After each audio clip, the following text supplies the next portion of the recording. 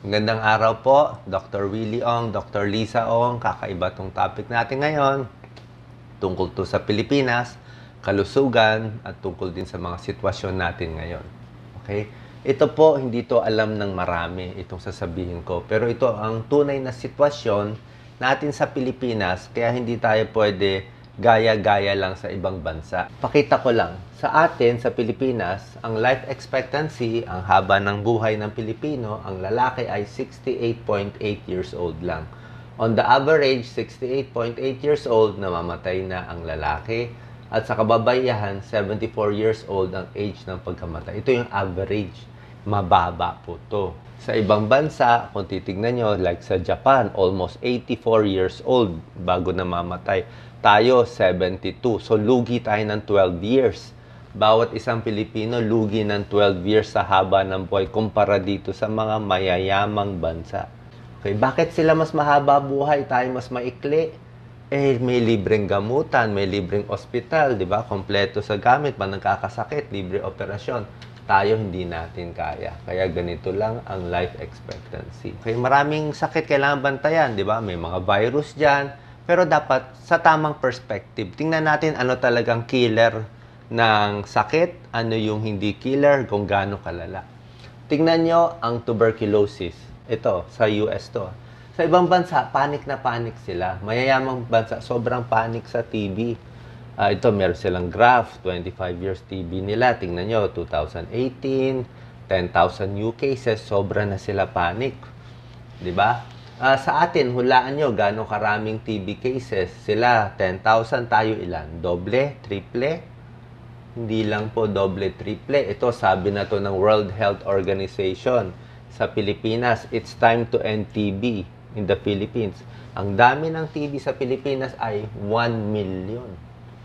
Grabe ang dami, 1 million. Ang may active na nagkakalat ng tuberculosis. At dahil dito, 70 to 75 namamatay araw-araw at pataas pa ng pataas. Kaya in a year, marami namamatay, di ba? Ito talaga ang kailangan natin i-declare ng outbreak, di ba?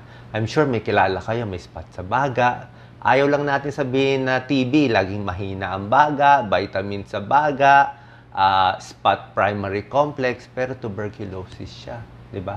Kaya nga, ang mga Pilipino, hirap na hirap tayo maka-abroad, di ba? Pinapa-x-ray, di ba? Alam kasi nila pinapa-x-ray, konting spot lang, wala na.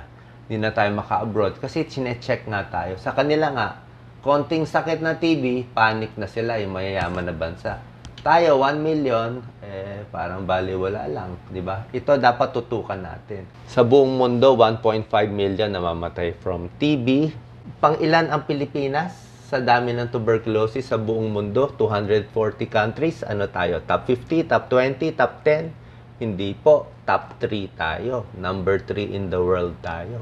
Diba? Tapos marami pa tayong multi-drug resistant TB. Meron pa tayong extremely drug resistant. Ibig sabihin, ito yung TB na hindi na nagagamot. Ayaw maggamot ng gamot. Kaya pag ito tinamaan tayo, delikado. Kaya nag-iingat lagi nga health workers. Ito nga yung mga pang N95 nila sa TB. Pero kahit maraming TB sa Pilipinas, ito yung mga top 10 mortality sa Pilipinas. Yung dami ng namamatay per year.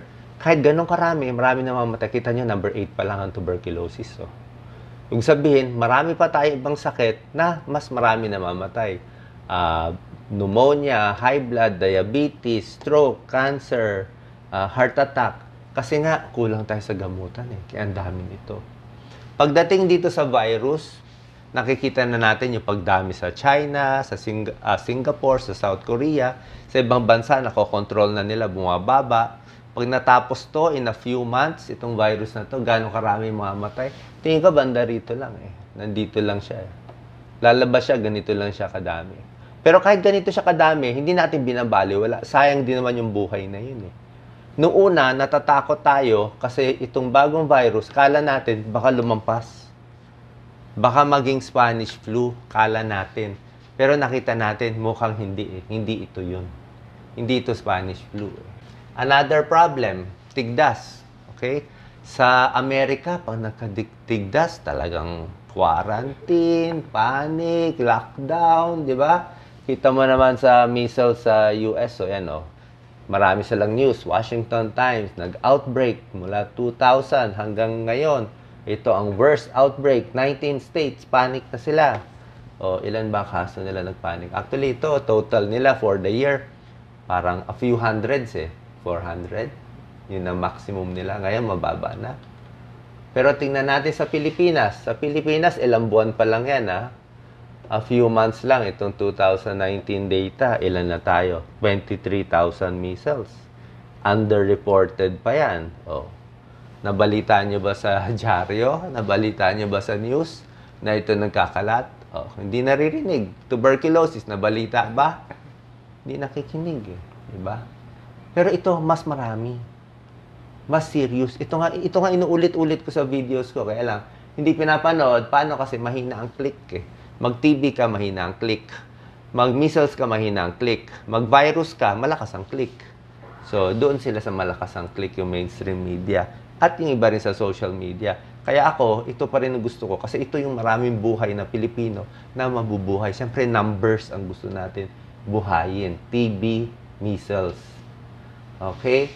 Pagdating naman dito sa virus na kinakatakutan natin, ito yung worry natin lahat Ito yung ini-spread ng mga hoarders, nagpapanik. Spanish flu 1918, 500 million tinamaan. Di ba? Ngayon, based on estimates, itong bagong virus, andito lang siya. Okay? Seasonal flu sa US nga, mas marami pa. Nandito to, mababa pa. Hanggang matapos to, end of the year or next year, kahit magtuloy-tuloy siya, at most, tataas konti hanggang dito, baka tumaas pa konti. Pero hindi pa siya to. Okay? Kumbaga sa earthquake, hindi pa to yung big one. Hindi to yung big one. Pero nung umpisa, nung January, sinabi ko, ingat tayo, baka maging lumakas, kinakatakot natin Spanish flu. Pero mukhang hindi siya ito Hindi siya ito. Baka in the future meron. Baka in 10 years meron. Posible meron dumating na mas matapang na strain. Ako agad magsasabi sa inyo, matapang to, matindi to. Pero ito hindi. Pero at least magandang practice to. Kahit papano, naghuhugas ng kamay ngayon kababayan natin, mas nag-iingat, hindi dura-dura sa tabi, kasi pati TB doon nahahawa Ngayon, anong nangyayari dito sa virus? Pag mayaman ang bansa, mayaman ang bansa, kaya nila ibaba yung dami ng kaso at matatapos na. Ito, time Dumami ang kaso, after a few months, babagsak na. Sa mayamang bansa, konti lang ang kaso. Sa mahihirap na bansa, wala tayo pang-testing, kulang pang-testing mahirap na bansa, mas marami ang kaso. Pero kahit mas marami ang kaso, after a time, magkakahawahan na, hindi na mahawa iba, babagsak din siya. Pareho din yun. Okay? Sa kanila, kita mo sa South Korea, 0.6% ang mortality, ang baba. Sa ibang bansa, kung hindi nga maganda, baka 3.4%. Mas mataas konti. Merong ilang hundreds o at most thousands, a few thousands mamatay. Pero after that, bababa na rin siya. Hindi pa rin siya aabot ng ganitong number. Tsaka pagdating dito, ang total deaths for the year, hindi rin aabot ng ganito. Okay? Hindi pa rin siya aabot. Pero kahit hindi aabot, bawasan pa rin natin. Ayaw natin sobra panic, ayaw rin natin na sobra walang bahala. Doon lang tayo sa tamang pag-iingat. Kasi sa sobrang panic, mas marami pang pinsala. Sobrang panic, daming may high blood. May kakilala ko, natumba na. May nakilala ko, nahilo na. Diba? Nalanghap na yung buong alcohol. Diba? So, wala na namamali na yung isip mo Nakawawala na sa computation Kaya mas maraming, during panic, mas maraming na heart attack, na stroke. Yun ang, mas matatalo pa tayo ng panic.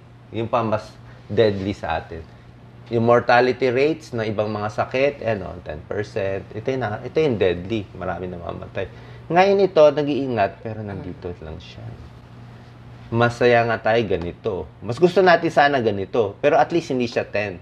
Hindi siya 40. 3.4. Pero sa South Korea, napakagaling.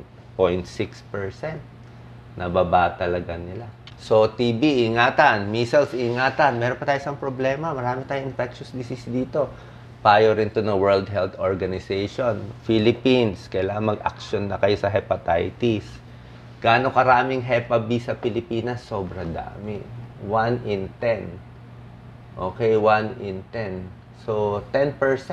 Actually, may ibang studies, 16%. That's around 10 million. May chronic hepatitis B na hindi natin nakikita, hindi natin test. Kaya maraming may liver cancer, liver cirrhosis, napapasa rin to mula sa nanay, hindi niya na-check yung Hepa B, napapasa sa bata. Meron din bakuna dyan, hindi rin natin nako-complete yung mga bakuna. So, kaya nga pag abroad, check ang X-ray for TB, di ba? Check pa for Hepa B. Pag positive, wala na, hindi na tayo maka-abroad. Kasi yun na nga eh. Binabantayan na tayo for these diseases. Siyempre, sa Pilipinas, kulang tayo sa gamit. Alam naman natin yan. Ano solusyon natin? Diba? Ang solusyon ko, simple lang. Yung lagi ko naman sinasabi. Kaya lang, hindi lang nga nakikinig yung tao dati. Hopefully, ngayon, mas makikinig sila kasi nagising sila dito sa virus. Ang sinasabi natin paulit-ulit, health is wealth. Okay? Gawin top priority ang health sa bansa. Pag hindi kasi siya top priority, maghahanda-handa tayo, mahirap magtayo ng ospital ng 1 linggo, hindi kakayanin. Paano natin papakita na top priority ang health? Dagdagan mo yung budget, di ba? Okay ang usap, okay ang payo, pero gusto natin pera. Diretso sa kalusugan. Sa lalagay yung pera, pagandahin niyo yung mga ospital. Okay? Palibrehin yung mga check-up. Palibrehin yung blood test. Hindi mo tayo humihingi ng libreng CT scan o MRI. Kahit CBC, urinalysis na libre, okay na tayo para sa milyon-milyong Pilipino. Para hindi lang naman sa kamag-anak ng isang politiko dapat sa lahat pwede. Dapat may libreng gamutan kahit basic lang. Yung health worker, syempre dapat aalagaan sila, yung sweldo nila, yung gamit nila. Kasi during outbreaks, 20% ang tinatamaan health worker. Kasi sa ospital talaga nandun yung mga kaso. Pagkain, masustansya. At syempre, pagbawas sa bawas sa corruption, mas marami tayong pera dito sa budget. Komplikado to, pero matagal ko na to naaral. Ako po isang cardiologist, internist, naaral ko na sa public health for 27 years, paulit-ulit na to. Ito hindi alam ng kababayan natin na. Sasabihin mo, Doc, paano ngayon? 68 years old lang pala sa lalaki. Dami nating kaso ng TB, HEPA, measles, di ba? O compared sa ibang bansa. Ano gagawin natin? Kaya nga natin pinupush na mas libre nga yung gamutan. Kaya nga tayo nagtuturo. Hindi ko masasabi na bababalik na magagaya natin yung Japan na magagawa natin 83 years old ng life expectancy. Hindi. Hindi natin kaya eh. Pero kung 72 years old tayo average, mataas lang natin ng 2 years. Diba? Ma-improve lang konting pera, mapahaba lang natin buhay ni nanay, tatay, pati natin na a few years. Diba? Sa ibang bansa, makakita sila ng ipis, daga, panic na sila eh. Dito sa atin, daming ipis, daming daga, lusot, labas sa mga bahay natin. Diba? Siyempre, mahirap eh. Sa ibang bansa, bihira ka magtae. Dito, kumain ka lang konti. Ay, nagtae siya. Ay, nagtae. May nakain na sira. Diba? Kaya pagdating dito ng foreigner, wala, sakit ng tiyan nila, panic sila dito.